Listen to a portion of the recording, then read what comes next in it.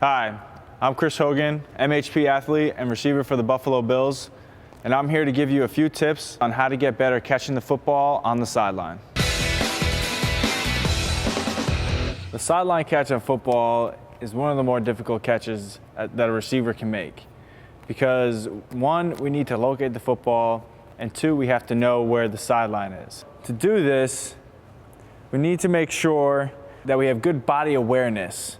And when we're coming up on the sideline, we need to be able to slow our feet down and locate the football, look down the line, which is the best way to tell if you're inbounds. A lot of young players will catch it and then take their eyes off the football to look down at the sideline. This is not the greatest way to do the sideline catch because you're taking your eyes off the football, and that will lead to drops and bad ball security. So when you're on the sideline, you want to make sure that once you get close, the ball is away from your body and you're looking straight down the sideline, which will allow you to take that back foot and drag it across, which will allow you to stay in bounds and make that tough sideline catch. The next crucial part about becoming a great receiver is knowing how to catch the football properly. To do this, we want to make sure that every single time the ball is thrown to us, we look the ball in from catch to tuck. The best receivers in the game catch the football with their fingertips.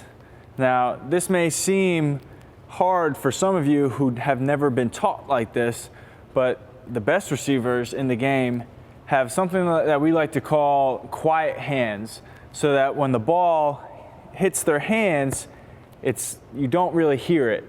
For those who are catching footballs and it sounds like that, they know that the ball is hitting their palms and has a greater chance for them to drop the ball. A few ways to become better at catching the football is to make sure that you have strong hands.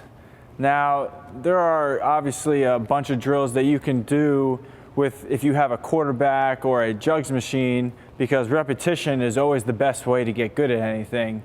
But if you're by yourself, all you really need is a football. And you can sit here while you're on the couch, watching TV, you're walking around, you're on the practice, you're on the sideline. All you need to do is sit here and just catch the football and squeeze with your fingertips and not your palms. And you go back and forth. The next level of this drill is, while you're dropping the football and squeezing with your fingertips, is to rotate your hands around the football and try to catch it before it drops. This will not only improve your eye-hand coordination, your finger strength, but it also, in the long scheme of things, help you catch the football better when you're performing. The last thing that we need to focus on after we catch the football is ball security, because turnovers in football cause bad things to happen.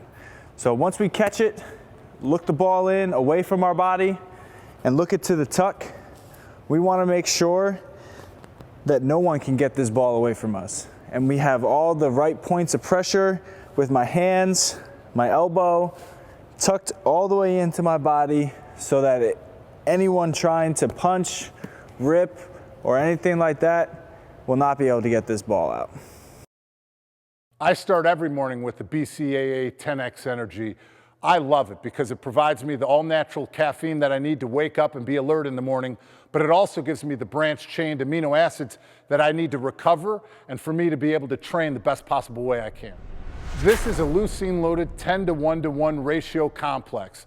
Now, don't get scared if that gets you a little alarmed if you don't know what that means, because you can go to the MHP website, you can go to the science page that'll give you a full description and the scientific background to each one of these supplements and how it works in your body.